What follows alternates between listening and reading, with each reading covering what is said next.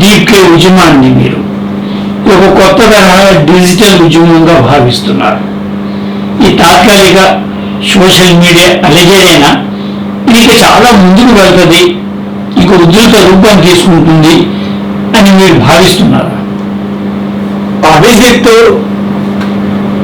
మే 15వ తారీఖు సిజిఐ గారు మాట్లాడాక మే 16వ తారీఖు బొద్దింకలను కలుద్దాము అంటే ఒక వికృతమైన కీటకం బొద్దింక. అది ఎవరైనా అసహించుకునేది, మన వంటగదిలోకి వచ్చినది అది అసహించుకునే అంటే చెప్తూ చంపేస్తాం.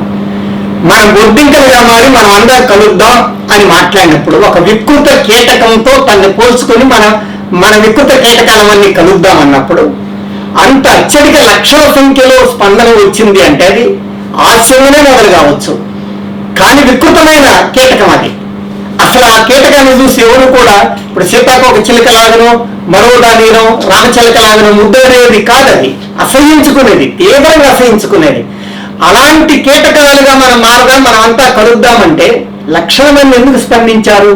సామాజిక పరిస్థితులు స్పందింపజేశాయి. అక్కడ కీటకంగా అది స్పందింపజేసింది. బొద్దింక మీద ప్రేమ ఎవరికి ఉండదు, అసహ్యకరమైంది అది. కానీ ఒక అసహ్యకరమైన కీటకంతో చాలా చక్కని సమాజాన్ని, అంటే లక్షల మంది, కోట్ల మంది వేల గంటల పాటు కష్టపడి పనిచేసి చదివి విజ్ఞానవంతులై అయినా ఉద్యోగాలు దొరకకుండా నిరుద్యోగులుగా మారి బాధితులుగా మారిన వాళ్ళకి గుండెల్లో ఆవేదన దాగి ఉంటది. ఆ ఆవేదనకి అది వికృత కీటకంగా వాళ్ళు చిత్రించినప్పుడు అది వాళ్ళకి వ్యంగ్యంగా దాన్ని మేము కీటకాలమే, అవి మేము బొద్దింకలమే అనే దానిగా మారింది. అందుకనే డిజిటల్ జనరేషన్ అని నేను ఎందుకు వాడుతున్నాను అంటే ఒక డిజిటల్ తరాన్ని అది ఊపేసింది.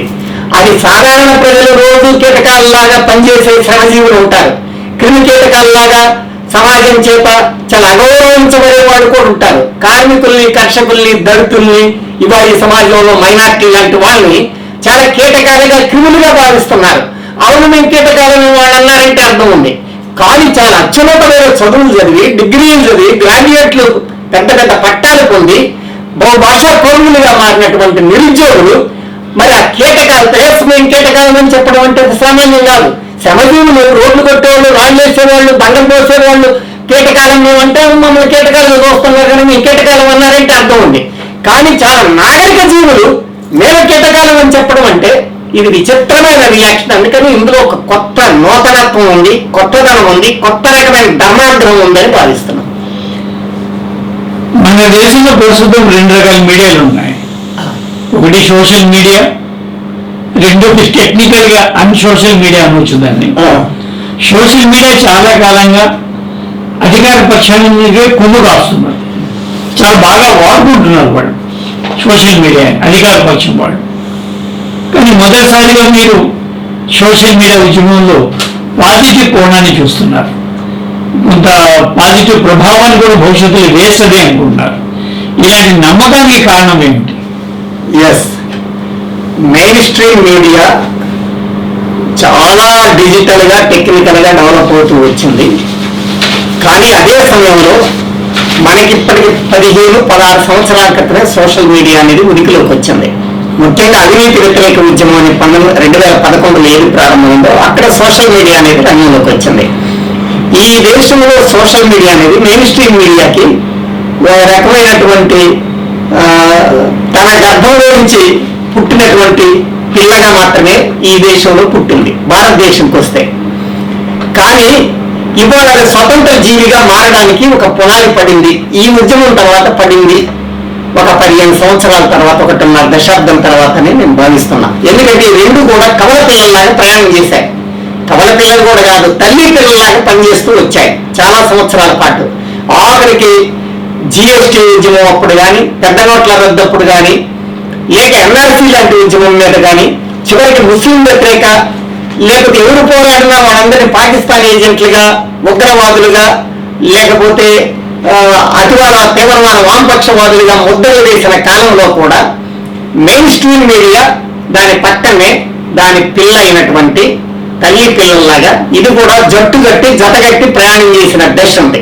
వాట్సాప్ యూనివర్సిటీ అనేది కూడా చాలా వ్యవస్థీకృతమైనటువంటి సోషల్ మీడియాగా వాళ్ళ రూలింగ్ పార్టీకి, ముఖ్యంగా బీజేపీ ఆర్ఎస్ఎస్లకి అనుకూలంగా పెంచబడి ఉంది. అలాంటిది అందులో ఎవరైనా అసలు కనీసం మోడీని కానీ ఆర్ఎస్ఎస్ బీజేపీని కానీ విమర్శిస్తే భరించలేని సెక్షన్స్ కొన్ని లక్షల కోట్ల మంది దాని మీద వెంటనే వ్యతిరేకంగా స్పందించినటువంటి పరిస్థితి. అలాంటిది ఇవాళ ఒక్కసారిగా అభిజిత్ మే 16వ తారీఖు బొద్దింకలను కలుద్దామంటే 2,30,00,000 మంది ఎట్లా అనుయాయులుగా మారారు? కేవలం 4 రోజులు 5 రోజుల్లో 2,30,00,000 మంది. ఇది డిజిటల్ జనరేషన్. ఇది ఈ సాంకేతిక తరం. ఇది వీళ్ళెవరు కార్మికులు కాదు, కర్షకులు కాదు, కూలీలు కాదు, దళితులు కాదు, అట్టడుగు వర్గాల్లో శ్రమజీవులు కాదు. వీళ్ళంతా కూడా డిజిటల్ జనరేషన్.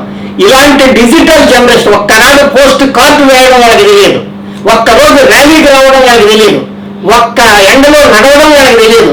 వాళ్ళ ఏసీలోనే వాళ్ళ పనులు కూడా, వాళ్ళ చదువులు కూడా ఏసీ రూముల్లో ఉన్నటువంటి వాళ్ళు. అలాంటి డిజిటల్ జనరేషన్ ఇవాళ హఠాత్తుగా ఒక్కసారిగా సోషల్ మీడియా అంతా డైవర్ట్ అయిపోయింది, ఒక్కసారి తలకిందులుగా మారింది. ఇవాళ mainstream media versus social మీడియాగా మారింది. ఇవాళ ఢిల్లీలో ఒక ర్యాలీ జరిగిందంటే మెయిన్ స్ట్రీమ్ మీడియా దాన్ని ముట్టుకోలేదు, సోషల్ మీడియా దాన్ని ఆకాశానికి ఎత్తింది. ఎందుకు ఇలా తేడా వచ్చింది? తల్లి పిల్లలుగా ప్రారంభమై తర్వాతి కాలంలో ఒక దశలో కవల పిల్లలుగా మారి ఇవాళ తల్లి పిల్లల మధ్య వైవిధ్యం వచ్చి ఒకటి ఉత్తరం, 2 దక్షిణం అనే 2 అభిముఖాలుగా మారడం అనేది ఒక కొత్త పరిణామంగా భావిస్తున్నాను. మీరు చెబుతున్నటువంటి డిజిటల్ జనరేషన్లో ఇంత అసంతృప్తి ప్రధాన కారణాలు ఏమిటి? నిరుద్యోగమా, పరీక్షల వ్యవస్థలో వచ్చిన సంక్షోభమా, ఇక రాజకీయ కారణాలు కూడా ఉన్నాయా? వాస్తవానికి వీళ్ళెవ్వరికీ సిజిఐ గారి మీద వ్యక్తిగత కోపం లేదు, వ్యక్తిగత తగ్గు లేదు. ఈయన మీదకి మోడీ ప్రభుత్వం మీద కూడా రాజకీయ వ్యతిరేకత కూడా లేదు. నేను రాజకీయ వ్యతిరేకత అంటున్నాను, లేదు. వాళ్ళ సమస్య ఏంటంటే వాళ్ళు ఒకటి విద్యార్థి జీవితం అయిపోయాక ఉద్యోగార్థులుగా మారాలి. ఉద్యోగార్థులు అయిన తర్వాత అయితే ఉద్యోగులు లేకపోతే నిరుద్యోగులుగా మారాలి. ఒక జంక్షన్ వస్తుంది, ఒక మలుపు. ఆ మలుపు దగ్గర వాళ్ళు మీకు ఏజ్ బార్ అయిపోయింది, నీకు ఎగ్జామ్స్ రాసే హక్కు లేదంటే అక్కడి నుంచి నిరుద్యోగులు అవుతారు. ఏజ్ బార్ కాలంతకాలం పదే పరీక్షలు రాస్తూ పోతారు. చదివినంతకాలం, చదువుకున్నంతకాలం 20 ఏళ్ళు 25 ఏళ్ళు కూడా వాళ్ళు రోజుకి 12-13 గంటలు కష్టపడి చదువుతున్నారు. పరీక్షలకి ప్రిపేర్ అయ్యే కాలం అంటే ఉద్యోగార్థులుగా, విద్యార్థులుగా వేరు, ఉద్యోగార్థులు వేరు. ఉద్యోగార్థుల కాలంలో 16 గంటలు 15 గంటలు కష్టపడతారు. ఇంతకంటే ఇంకో 4 గంటలు వేస్తారు రోజు. ఇంత కష్టపడి చదివి అయినా కూడా 10 సంవత్సరాల కాలంలో 89 సార్లు లీకులకు గురయ్యి చదివింది కూడా వేస్ట్ అయిపోతుందని భావం కలిగిన తర్వాత అలాంటి వాళ్ళు తమ జీవితానికి ఏమిటి, అసలు మా జీవిత లక్ష్యం ఏమిటి, మా జీవితానికి సార్థకత ఏమిటి అనే ఒక అసహనంతో ఉన్న సమయంలో సిజిఐ గారు మాట్లాడారు. సాధారణ సమయాల్లోనైతే ఈ పరిస్థితి లేనప్పుడు ఇవాళ ఉద్యోగస్తులుగా సాఫ్ట్వేర్ గా చేసిన వాళ్ళకి ఈ కామెంట్ మీద ఇంత రియాక్షన్ వచ్చిందా? రాలే. కేవలం ఉద్యోగార్థులుగా ఉన్నవాళ్ళు, పరీక్షలు రాసేవాళ్ళు, లీకులకి బాధితులుగా మారిన వాళ్ళకి రియాక్షన్ వచ్చింది. ఎందుకు వచ్చింది? వాళ్ళ జీవిత అనుభవం, వాళ్ళ సొంత కష్టాలు, బాధలు, కన్నీటి బతుకులేకపోతున్నాయో అవి బొద్దింకలతో పోల్చినప్పుడు రియాక్ట్ అయ్యారు తప్ప వాళ్ళకి ఏమి వ్యక్తిగత ఆ రోజుకి మే 15వ తారీఖు ముందు ఆయన కామెంట్ చేయడానికి ముందు బెంచ్ మీద ఆయన మీద ఒక రియాక్షన్ కానీ ఒక వ్యక్తిగత కామెంట్లు కానీ ఇందులో ఈ కోట్ల మందిలో ఒక్కళ్ళు కూడా చేయలేదు. కనుకని ఆయన సిజిఐ గారి మీద కోపం కాదు, చివరికి మోడీ లాంటి లేదా వాళ్ళలో విద్యాశాఖ మంత్రి మీద ఎవరి మీద వ్యక్తిగత కోపం కాదు. తమ జీవితాలను బాగు చేసుకోవాలి, తమ జీవితాలు బలైపోతున్నాయి, ఈ ప్రభుత్వ వ్యవస్థ అంతా మమ్మల్ని బలి చేస్తుంది, కనుక మమ్మల్ని మేము బాగు చేసుకోవాలనే కోరికే వాళ్ళలో ఇటువంటి ఒక ఆకస్మికమైనటువంటి రియాక్షన్ కి కారణం అని భావిస్తున్నాం. అధికార రాజకీయ కూటమి పట్ల యువతరానికి నమ్మకం లేదంటే అర్థం ఉంది, కానీ విపక్షాలు కూడా యువతరాలపై విశ్వాసాన్ని పొందలేకపోతున్నారనే అభిప్రాయం మీకున్నది. అంటే ఇది రాజకీయ వ్యవస్థ ఫెయిల్ అయిందని అర్థం. అవును, పార్లమెంటరీ ప్రజాస్వామ్య వ్యవస్థే విఫలమైనది స్పష్టమవుతుంది. ఈ విఫలమైనప్పుడు పార్లమెంటరీ ప్రజాస్వామ్యాన్ని పటిష్టం చేసుకోవడానికి చేయాల్సిన శక్తులు చేయనప్పుడు దాంట్లో నుంచి ఎక్స్ట్రా పార్లమెంటేరియన్ విధానాలు ముందుకు వస్తే అదే నాజీజం, అదే ఫాసిజం అని భావిస్తున్నాం. ఈ దేశంలో పార్లమెంటరీ వ్యవస్థ పట్ల విశ్వాసాన్ని కనబరిచేటటువంటి రాజకీయ పార్టీలు ఏవైతే ఉన్నాయో ప్రధాన ప్రతిపక్షాలు, ఇవేవి కూడా బాధితుల పక్షాన నిలబడి వాళ్ళకు ఒక ఓదార్పిచ్చే పరిస్థితి లేదు. పార్లమెంట్ లో వచ్చే ప్రసంగాలు చేయడం, పార్లమెంట్ లో చట్టాలను వ్యతిరేకించడం, బిల్లులను వ్యతిరేకించడం, అంతవరకు అక్కడ టేబుల్స్ బల్లలు దాల్చడం, వాటన్నిటి ఒక భాగం. దాంతోనే మార్పులు రావు. 10 సంవత్సరాల కాలంలో 89 లీకులు జరిగితే, కోట్ల మంది బాధితులైతే వాళ్ళ పక్షాలు నిలబడి ఈ ప్రతిపక్షాలు, ప్రధాన ప్రతిపక్షాలు ఏవైనా రోడ్ల మీదకి వచ్చి నిలబడి వాళ్ళకి మేమున్నామని ఒక అందించారా? మొట్టమొదటి రోజు వాళ్ళు నిజంగా రోడ్ల మీదకి రాయలే, లక్షల మంది వాళ్ళు వచ్చినట్టు కూడా రాకపోవచ్చు, కానీ మా పక్షాన్ని నిలబడ్డారని ఒక ఆత్మవిశ్వాసాన్ని, ఒక ఊరటిని కలిగించగలిగారా?